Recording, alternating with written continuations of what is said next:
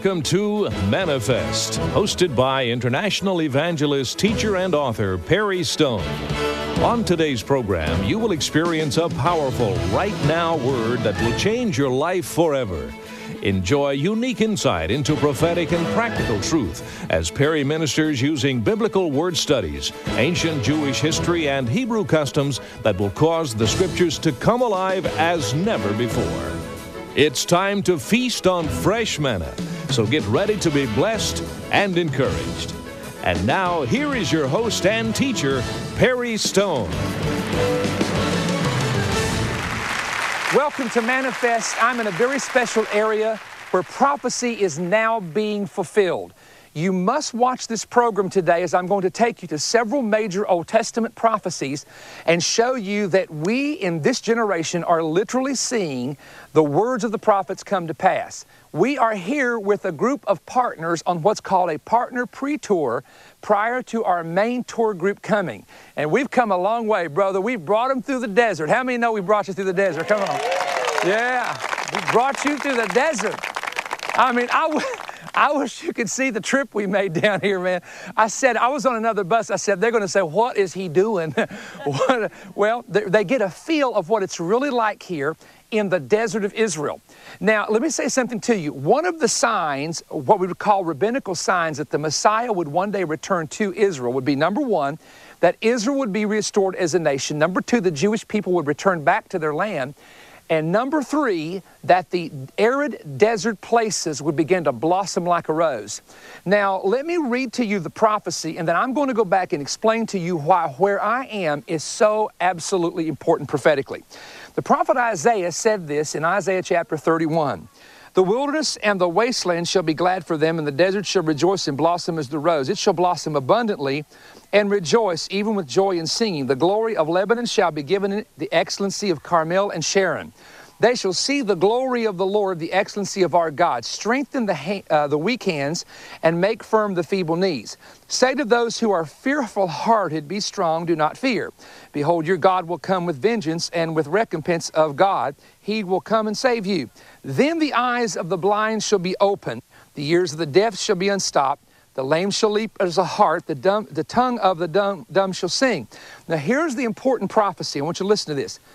The parched, it says this, waters shall burst forth in the wilderness, streams in the desert. The parched ground shall become a pool, and the thirsty land springs of waters. The habitation of jackals where each shall lay.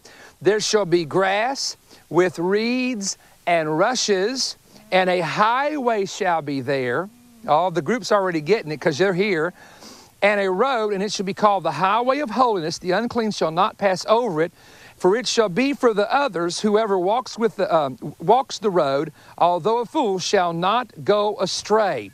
Now let me stop at that reading and explain to you where I am. In the Old Testament, what we call the Hebrew Scriptures, there is the word wilderness, there is the word desert, there is the word solitary place, etc. Now, in our English translation of the Bible, when we would say the word desert or a wilderness, we get a mental picture of maybe the Sahara Desert or a desert maybe in California or maybe in Arizona. But the Bible is very specific with particular Hebrew words that distinguish the location of Israel or the surrounding area that identifies what that desert actually is. For example, we read in the Bible where the children of Israel went through the area called Sinai. We read in the Bible for there's places called the Negev. All of this is a particular area in either the outskirts of modern Israel or within. Now, there's different words like midbar. Midbar is a common word for desert. It's an arid place. It's a dry place. There is Shemama is another word. But however, I want to go back here and show you the word that is used in Isaiah chapter 35, where it says, the desert shall blossom like a rose. It is the Hebrew word adavah. Now, some of the translations of the Bible will actually translate it correctly, where it says, the adavah shall rejoice and blossom like a rose. Now, I never knew where this area was until my friend Gideon Shore many years ago brought us into this area and began to show me what was happening here. Now, if we were to go back, let's say, anywhere between 25 to 50 years ago, and you were to travel south of the Dead Sea, how many know we've done that? We've traveled south of the Dead Sea. If you were to travel south of the Dead Sea and you were to come south all the way down to what's called the Gulf of Aqaba, which is about 110 to 120 miles from here, you would see a desert. You would see the mountains of Jordan, Edom and Moab on one side, and you would see the rugged mountains at the bottom part of where the Judean wilderness ends on the Israeli side.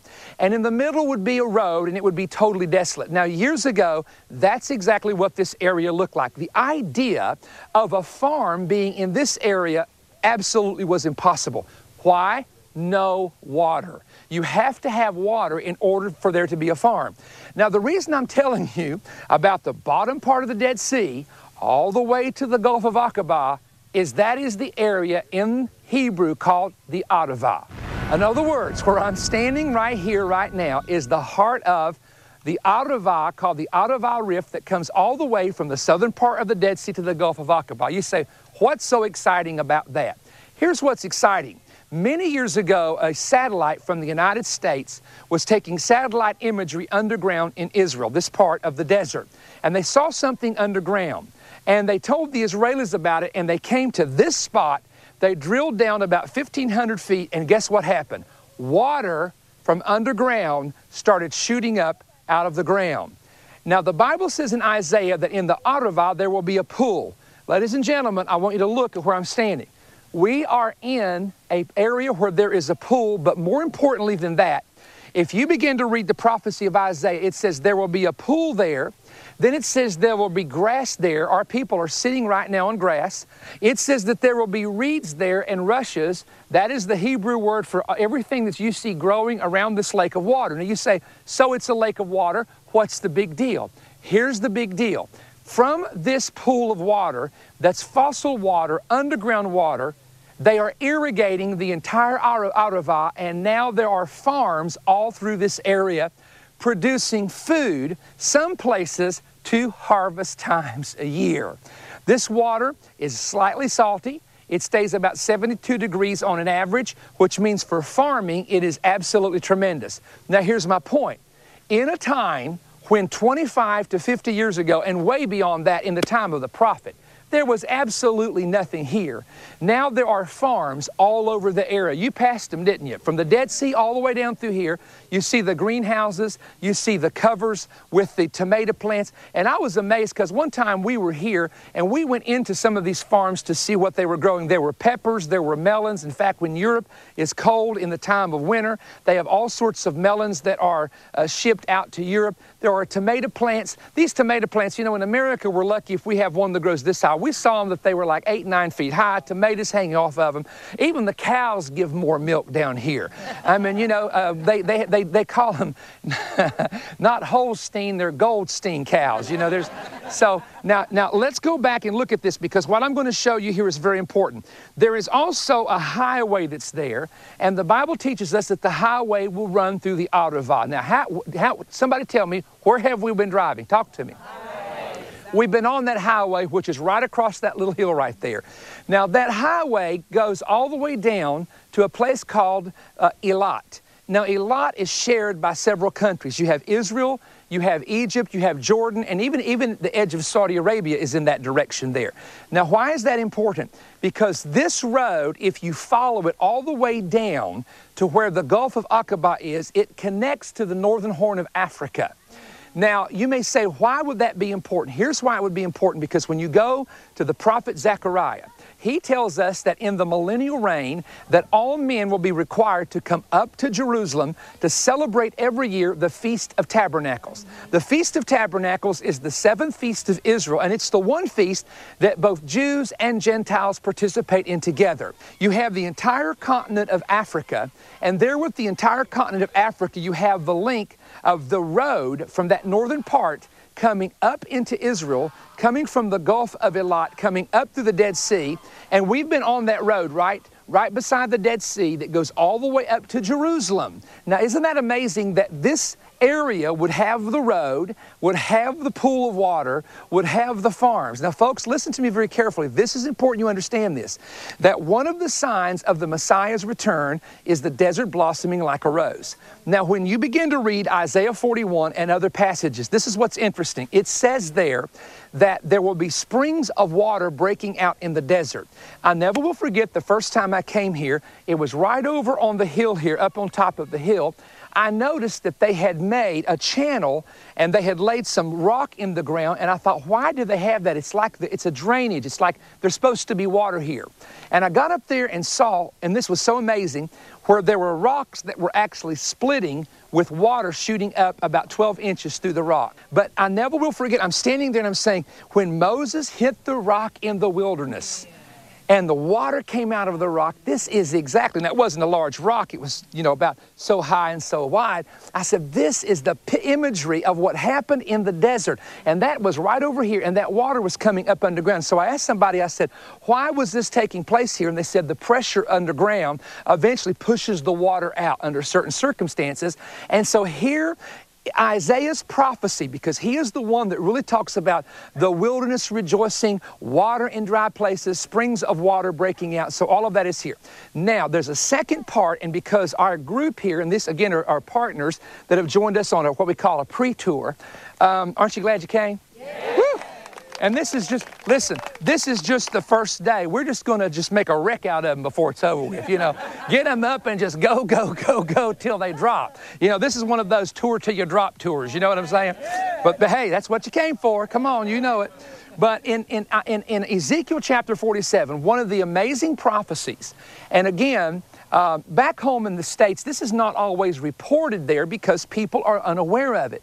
But as we were driving, and I want to ask them if they noticed this, but as you were driving from the northern part of the Dead Sea, did you notice that when you got near Masada and downward, there was a big area where it had dried up? And there was a channel that was connecting some of the water from the north into the south. Did you also notice that in the southern part of the Dead Sea, the salt that's there, you don't see it in the northern part. The northern part looks like seawater, ocean water, right? Am I right on that? But when you cross that one area where there's this peninsula where the Dead Sea is driven up, they have a channel now, and it's kind of a bluish-green water that comes all the way into the southern part where all this, and did you see the salt? I mean, you're driving, you're saying, wow, that is just pure salt. Now listen to this prophecy, because this to me is one of the first things I saw just a few years ago as a major fulfillment of Ezekiel's prophecy.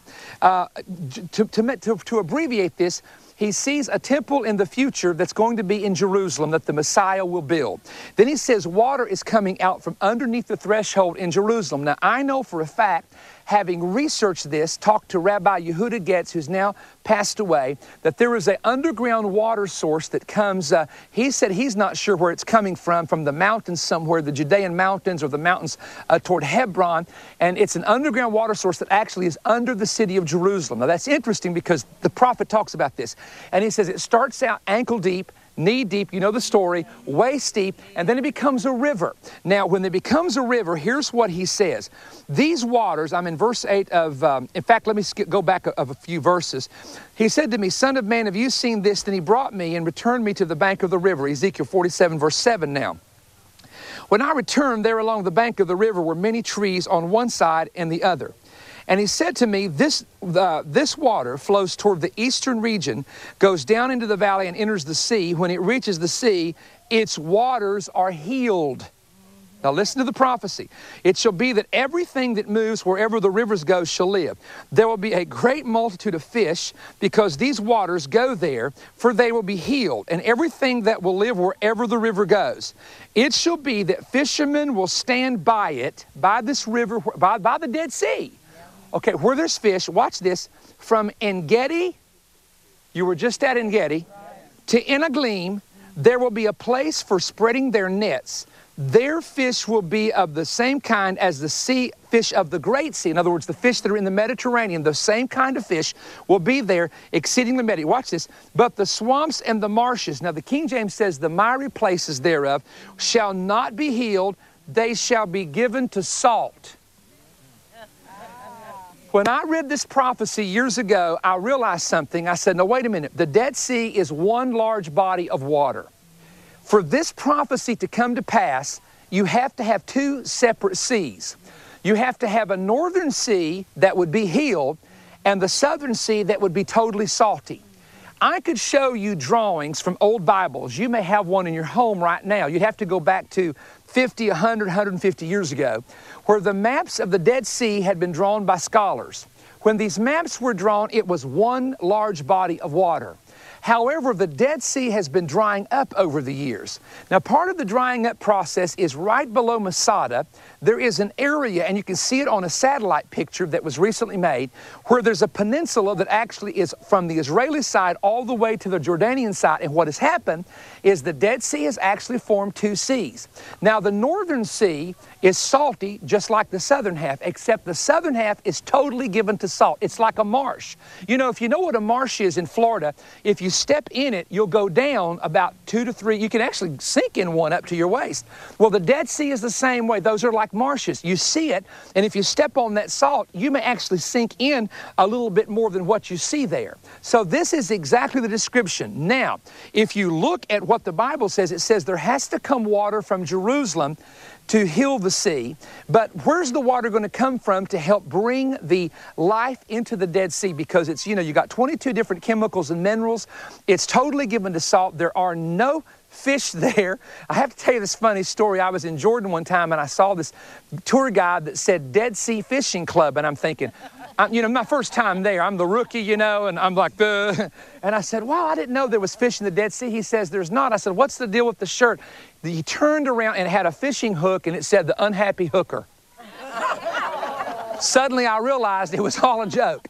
One time we were talking about no fish being there, and we were there, and there was some fish floating on top, and they said, you told us there was no fish in the Dead Sea. I said, no, think about this. The Jordan River empties into the northern part of the sea. It has fish. Sometimes those fish can make their way into the sea, but the salt content is so heavy that when it hits the sea, what happens? It kills it. But the sea's going to be healed. Now, how's it going to be healed? Number one, water from Jerusalem. When Jesus comes back and the Mount of Olives splits in Zechariah 14, that water will come off of those mountains into the sea, because there's a brook now called the Kidron Brook that circles in the Kidron Valley, and it goes into the mountains now. And right near Qumran, you have this wadi, they call it, which is a riverbed, and that water actually comes there now. Now, there's not a lot of it, but during rain time there can be, and it empties into the sea. But here's the big one. Ready? Right in the Qumran area a few years ago, Globes magazine reported a huge discovery of underground water that's a lake like 3 miles in circumference. That water is there now. Here's part 3. There is a discussion going on with Israel about either taking perhaps water from the Mediterranean and running a pipeline. Now remember, the Dead Sea is low, the Mediterranean is high. They could actually put generators there that it would generate electricity and to bring water into the Dead Sea to help heal it. So water from Jerusalem, water underneath Qumran, and water that could be brought from a pipeline from the Mediterranean, all will bring that water level up from a salty level to a more fresh level, which would eventually produce fish. Now, here's the part that's amazing. A few years ago, Gideon Shore, my guide, and I, and some of us were at the bottom part of the Dead Sea, the southern half, and I saw a sign, and it said, Dead Sea fish. And I'm thinking, yep, just like the guy in Jordan, you know, they're going to fake me out with something. I go over there, and there is a fish farm at the southern part of the Dead Sea. And they have taken the water from underground that's there, again, slightly salty, and they actually are producing, when we were there, it was 3 types of fish, and they produce those fish and sell them to the restaurants. Now, folks, let me tell you, here it is happening right in front of our eyes. See, sometimes we look for a major thing, or we look for the things we've heard preached on for years, or we talk about the alignment of nations, or the dragon and the beast and the Antichrist, and we miss some of the most fascinating, powerful prophecies being fulfilled. Another thing I thought about is it talks about that you will see trees producing fruit in that area. Did you not see the palm trees and the date trees? Can I tell you that when I was here in 1986, 87, 88, none of that was there. There was nothing but desert. Now the trees are lining the area. Now the farms are lining the area. And when I began to read this prophecy, then I got to looking at this. It says, they will spread nets from En-Gedi to En-Eglaim. Now here's what's important about En-Gedi. There was a huge spring of water that's there that's coming off the mountain. It's not a spring, it's a waterfall that's coming off the mountain there right now. And there's also a kibbutz there with several hundred people, and it's a beautiful park that we were just at. But think about this. in Getty is inhabited by people, and there's fresh water there. One of the only places along this area where there's fresh water. Now, when it talks about En Aglim, some scholars say that's the northern part of the sea in the Qumran area. So I told somebody one time, I said, when Jesus comes back in the millennial reign, we rule with him, somebody needs to get them a net business. Because somebody's got to sell nets to these fishermen that's going to fish from the Dead Sea. Now, when you read this and you just look at all these different prophecies of Ezekiel 47, folks, here's what it means. And I want to conclude with this. It means that if the Lord is getting this land ready by the farming and by the Dead Sea and these specific prophecies, then it means his return is somewhere in the near future. The Dake's Bible, I've been a student of Brother Dake for many years. He's long gone to be with the Lord. But in the old Dake's Bibles that I have, he gave a comment on Isaiah 35, and he said, because this is not happening now, this will happen in the millennial reign. I believe Brother Dake would love to be alive right now, stand where I'm standing and say, wow, I wrote about that many, many years ago in the 1930s and early 40s. Look at it. It's already happening. Surely the King is coming back. Surely he's preparing this land for the reign of the Messiah. And so I want to just give that information to you today and bring you here to show you Bible prophecy is being fulfilled right before us, and we're here to verify it to you. Yes, my friend, it's happening. Now, as you well know, on every Manifest program, we have a special offer, and I want to make this offer available to you today. And so here's the announcer coming to tell you how to get it. Hallelujah. Praise God for what he's doing in this place.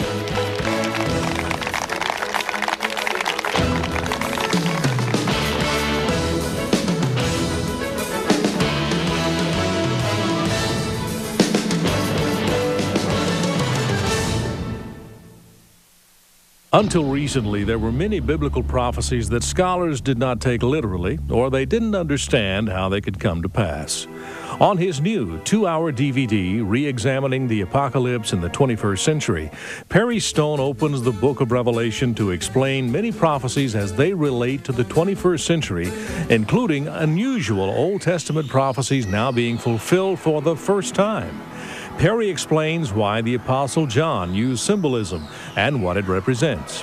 The DVD also includes a study on the mark of the beast, the 3 frog spirits in Revelation chapter 16, and the identity of the woman riding the beast in chapter 17. Will the lamb with 2 horns in Revelation 13 be an apostate pope, as many Catholics teach?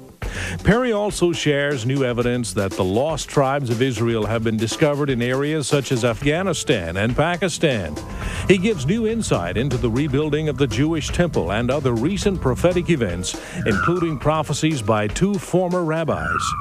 Perry believes we are the apocalyptic generation. This DVD is part of gift offer RX82. This special offer also includes a new audio CD by Perry Stone, The Spirit of Antichrist is Already at Work. This very important prophetic message exposes in detail the eschatology of the Prince of Darkness and Satan's detailed end-time plan to create his own prophetic agenda. Even America is now battling this spirit of Antichrist on a national scale. This audio CD is a must for all who want to understand the spirit of Antichrist. This detailed 2-hour DVD study by Perry Stone, Re-examining the Apocalypse in the 21st Century, and the audio CD, The Spirit of Antichrist is Already at Work, are now available at perrystone.org. You may also call toll-free at 1-888-21-BREAD. That's 1-888-212-7323, or write Perry Stone, Post Office Box 3595, Cleveland, Tennessee 37320. When writing, request gift offer RX82 and enclose your gift of $30 or more. Your gift helps keep Manifest on the air. As always, we look forward to hearing from you soon. I really trust that you have enjoyed today's program from Israel. We'll have a series this entire next several weeks from Israel, brand new teaching. These are not reruns. This is brand new teaching from the Holy Land. Also, I hope you were able to get our book, Nightmare Along Pennsylvania Avenue. It's still available, of course, on our website and also available in bookstores everywhere. The new offer that we're making available to you that deals with the book of Revelation in the 21st century is very, very eye-opening. What we do, we go into the Old Testament and the book of Revelation. We show you scriptures that are now being fulfilled. I'm going to make a statement here. One of the things that is on this new DVD has to do with why they're pushing health care through. Something they're not making known to the public, because if they did, they're going to pass it first, then they're going to insert this. And there are 5 states already trying to block a chip that'll be placed in your hand or forehead that will have your health care information in it. This is already starting to leak out. Well, we talk about that, and it sounds very much like Revelation 13. Get this DVD. It's more timely than anything I've ever produced in the ministry as far as timing, because we're in this right now. We're not in the tribulation, we're not in the mark of the beast, but we're in the system, a system being set up that will eventually emerge in the earth. And also, is the Antichrist spirit is now working, not the Antichrist himself, but the spirit. And that's a brand new CD teaching as well. And let me just say to you, I do appreciate so much those of you who write us and tell us that the program is blessing you and touching your life. That's what keeps us going, is to know that we're having an impact. Of course, we get the other mail as well about people who may disagree with you, and that's fine. And some who become angry at what you teach, that's fine as well. That comes with the territory. But thank you for standing with us. Let me just share with you very quickly some places that we're going to be coming to. If you are in ministry or called to ministry, this is your last opportunity to register at my 2010 Mentoring Institute. I'm going to be there. It's a total of 24 hours from Wednesday evening through Saturday afternoon, April 7th through the 10th. We have an impartation service. We do a tour of our ministry center on Saturday afternoon. All of that's a part of the Mentoring Institute. Resurrection Life Church, Saturday and all day Sunday, April 17th and 18th. That is in Granville, Michigan. Wednesday through Sunday, our main Georgia conference this year, April the 21st to the 25th, 9 great services at the First Assembly of God in Griffin, Georgia. This is one of my major Hebraic prophetic conferences, all new teaching. I've got some prophetic and right now words that we're going to be sharing with you. It's a great church and a great time to get together. April 13th, which is a Friday, the Power Plant Ministry Center, Chattanooga, Tennessee, at their conference. And Only Believe Ministry Center in Bodkins, Ohio, Pastor Dosick is hosting this on Wednesday, Thursday, and Friday, May the 5th through the 7th. And you can go to our website at perrystone.org and check out the other meetings. We are coming to Burnsville, Minnesota. Yeah. May the 21st through the 23rd, and that's a Friday, Saturday, and Sunday. Never been to Minnesota in 32 years of preaching. So make plans to join me. We'd love to have you. Also, if you have never accepted Christ as your Lord and Savior, I plead with you to make that decision today and call upon His name and start serving Him. I really believe that we're in what the Bible calls the time of the end. All the evidence is out there. The nations are aligned the way that the prophets have said they were going to align at the time of the end. Israel has despised all nations, it seems, and so many things are happening. And so stay in touch with what's happening prophetically through Manifest, and also through the practical teaching we're going to be sharing with you in the days ahead. And don't miss one Israel program. New places, new locations, new messages for the next several weeks again. perrystone.org. Stay in touch with us that way. Log on to the Stone Report. That's how I can keep up with you. God bless you. We'll be back next week.